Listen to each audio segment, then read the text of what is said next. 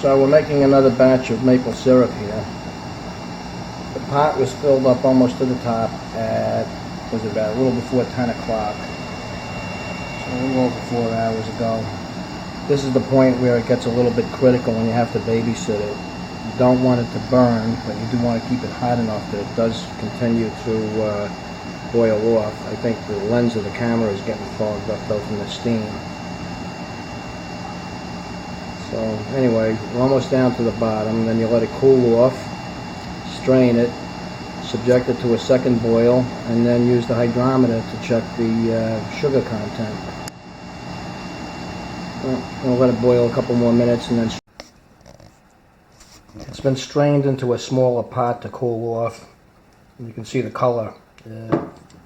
Before I started boiling it, it was crystal clear, just like water. So as it boils, it reduces, the color changes, and it gets very sweet. This is where you have to be particularly careful when you're doing this second boil. You don't want it to burn. So you keep stirring it, kind of like you were doing pudding. Keep the spoon on the bottom so that the material won't stick to the pot. And just keep going with it.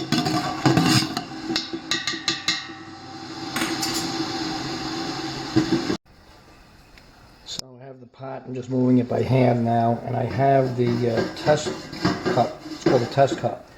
Fill this up with some of the hot syrup, and then use this hydrometer to determine the sugar content. You want the sugar to be up to that higher red line. I don't know if you can see both the red lines, but when the hydrometer is floating around in the syrup and that red line is at the surface level, that's when it's golden.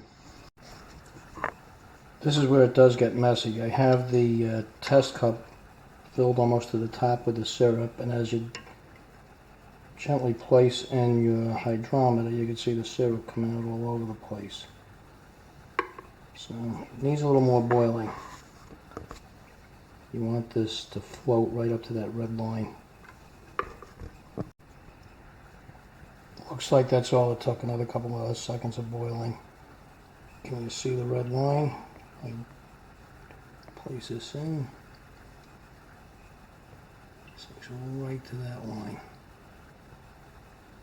I'm sure I might have boiled off a little bit more than I should have, but it's just going to be a little bit sweeter. You can correct that by adding a little bit of sap back into the mix.